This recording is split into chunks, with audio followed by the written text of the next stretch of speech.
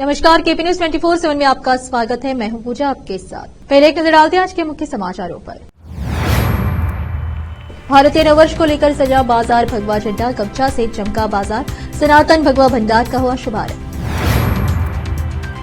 मोदी को ताकत दोगे तो गिफ्ट में पीओके मिलेगा, सतपाल महाराज। मताधिकारी हमारी सबसे बड़ी ताकत, मजबूत लोकतंत्र के लिए मतदान अवश्य करें। स्काउट गाइड पर कब बुलबुल की संगोष्ठी संपन्न, रैली में दिया अधिकतम मतदान का समय। सामाजिक सौहार्द बिगड़ने के खिलाफ निंदा प्रस्ताव संतों के सानिध्य में आयोजित हुई वाल्मीकि समाज की आम सभा। नूतन वर्ष के अभिनंदन में संध्याकाल संकीर्तन यात्रा को लेकर तैयारियां जोरों पर। 12 अज्ञात वाहन ने ट्रैक्टर ट्राली को मारी टक्कर, ट्रैक्टर पर बैठे मौजूद की ट्रैक्टर ट्राली पलटने से मौत।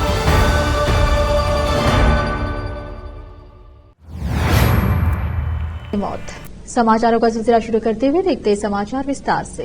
भारतीय नववर्ष को लेकर बाजार सज कर तैयार है। भगवा झंडा, पताका, गमछा, टोपी बाजार की शोभा बढ़ा रही है। लोगों ने हिंदू नववर्ष की खरीदारी अभी से शुरू कर दी है। इधर युवाओं ने शहर के चौक चौराहे को भगवा पताका झंडा से सजाने की योजना बनाई है। बाजार में भगवा झंडा, पताका, गमछा, टोपी की जमकर मांग है। शहर में झंडा, पताका, तोरण की इस बार कई दुकानें हैं। शनिवार को इटावा कस्बे में शोभा मेडिकल स्टोर, कोटा रोड पर सनातन भगवा भंडार का उद्घाटन नववर्ष आयोजित समिति के मंत्री सतीश सोनी, कोषाध्यक्ष गिरिजाशंकर गुप्ता द्वारा किया गया।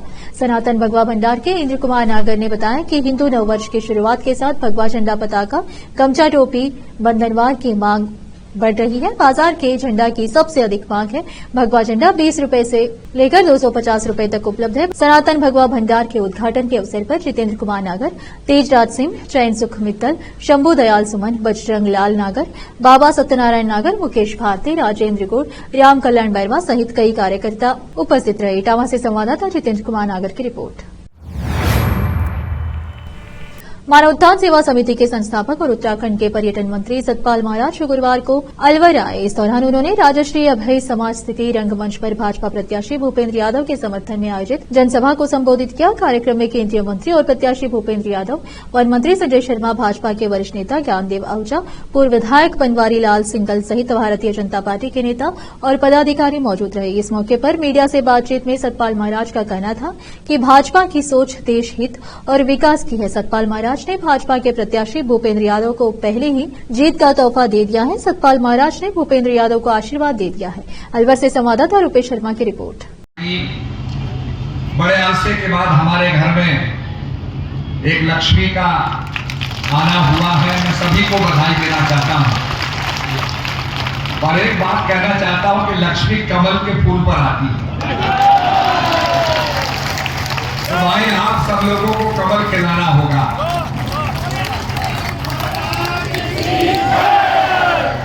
तो यही आग्रह करने में आया हूं और निश्चित रूप में to make India strong we need a strong leader. देश को एक मजबूत लीडर ही देश को मजबूत बना सकता है। आज जैसे जैसे भारत आगे बढ़ रहा है, हमारे पड़ोसी देश ईर्ष्या कर रहे हैं और भी देश ईर्ष्या कर रहे हैं कि भारत विश्व गुरु बनता जा रहा है, विश्व के अंदर अपनी भूमिका निभाता जा रहा है। तो ये देख करके आज हम सबको एक ऐसे मजबूत लीडर को चुनना होगा, मोदी जी को ताकत देनी होगी जो देश को मजबूत बनाएंगे और मजबूत बनाएंगे। राजस्थान के जयपुर में रैली को संबोधित करते हुए कांग्रेस की पूर्व अध्यक्ष सोनिया गांधी ने प्रधानमंत्री नरेंद्र मोदी पर जमकर निशाना साधा। सोनिया गांधी ने कहा कि पीएम मोदी खुद को महान मानकर देश और लोकतंत्र की मर्यादा का चीरहरण कर रहे हैं। विपक्षी नेताओं को भाजपा में शामिल होने की धमकी दी जा रही है। आज लोकतंत्र खत्म हो गया है, हमारा देश खतरे में है, हमारा संविधान को बदलने की साजिशें की जा रही है। सोनिया गांधी ने बीजेपी पर हमला बोलते हुए कहा कि हम लोग तानाशाही से डटकर मुकाबला करेंगे। आज देश में खाने पीने से लेकर सभी चीजें महंगी हो गई है। कांग्रेस उम्मीदवारों को वोट देने की अपील करते हुए जनता से कई वादे भी किए। उन्होंने कहा कि इंडिया गठबंधन की सरकार बनने पर कांग्रेस ने घोषणा पत्र में जो वादे किए हैं उसे पूरा लागू किया जाएगा। स्वीप गतिविधि के अंतर्गत स्काउट गाइड पर कब बुलबुल की ओर से शुक्रवार को संगोष्ठी आयोजित की गई। तथा रैली निकाली गई। रैली की मुख्य अतिथि प्रभारी सहायक जिला कमिश्नर ममता चौधरी थी। संगोष्ठी के मुख्य वक्ता बूथ लेवल अफसर अनिल ठाकुर, स्काउट गाइड प्रभारी प्रकाश जायसवाल, स्काउट मास्टर प्रवीण शर्मा, मीनाक्षी महावर, नीलम पारेता ने संबोधित किया। रैली कोटा महानगर के महावीर नगर विस्तार संतोषी नगर मुख्य मार्ग से निकाली और अधिकाधिक मतदान का आह्वान किया। इस दौरान ममता चौधरी ने कहा कि लोकसभा चुनाव को लेकर अब कुछ ही दिन शेष रह गए हैं और एक अच्छी सरकार चुनने के लिए हमें एक बार फिर से 5 साल बाद मौका मिल रहा है, इसलिए इस मौके का फायदा सभी मतदाताओं को उठाना चाहिए। स्काउट गाइड प्रभारी प्रकाश जायसवाल ने कहा कि मताधिकार हमारी सबसे बड़ी ताकत है। हमें मजबूत राष्ट्र व मजबूत लोकतंत्र के लिए मतदान अवश्य करना चाहिए। सभी मतदाताओं को अपनी जिम्मेदारी को समझते हुए 26 अप्रैल को बिना किसी डर और लालच के मतदान केंद्रों पर जाकर अपना मतदान करें और मतदान अपने निजी हितों को न देखते हुए एक अच्छे, ईमानदार और अपने क्षेत्र के विकास करने वाले उम्मीदवार को ही करें। युवा पीढ़ी को खासकर आगे आकर अपने अच्छे भविष्य के लिए वोट जरूर करना चाहिए। इटावा से संवाददाता जितेंद्र कुमार नागर की रिपोर्ट। नगरपालिका इटावा अध्यक्ष रजनी सोनी ने आज भारतीय जनता पार्टी के स्थापना दिवस के उपलक्ष्य पर इटावा नगर के वार्ड नंबर 27, 25, 28 में मतदाताओं से संपर्क कर भारतीय जनता पार्टी के झंडे वितरित किए और कोटा बूंदी लोकसभा प्रत्याशी ओम बिरला के पक्ष में मतदान करने की अपील भी की। इस दौरान नगरपालिका अध्यक्ष रजनी सोनी ने कहा कि भारतीय जनता पार्टी 6 अप्रैल शनिवार को अपना 44वां स्थापना दिवस मना रही है। मौजूदा वक्त में बीजेपी सांसद में प्रतिनिधित्व के मामले में और पार्टी की सदस्यता के मामले में भारत की सबसे बड़ी राजनीतिक पार्टी है। आज बीजेपी की उन सभी महान विभूतियों को नमन करने का दिन है जिन्होंने वर्षों की अपनी कड़ी मेहनत, संघर्ष और त्याग से पार्टी को सींचकर इस ऊंचाई तक पहुंचाया है। बीजेपी देश की सबसे पसंदीदा पार्टी है जो राष्ट्र प्रथम के मंत्र के साथ जन जन की सेवा में जुटी है। इस अवसर पर पार्षद राम अवतार पंकज महावीर, सुमन महावीर शर्मा, भाजपा पूर्व जिला उपाध्यक्ष रिंकू सोनी, रामहेत मीणा, गोलू गुज्जर, श्री किशन बैरवा सहित बड़ी संख्या में भाजपा कार्यकर्ता मौजूद रहे। इटावा से संवाददाता जितेंद्र कुमार नागर की रिपोर्ट। युक्ति समाचारों का सिलसिला एक ब्रेक के लिए, चल लौटते हैं ब्रेक के बाद।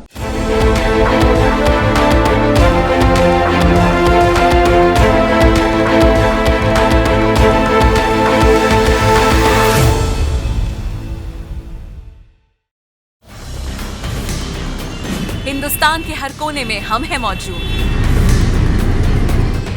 24 घंटे हालात पर गहरी नजर,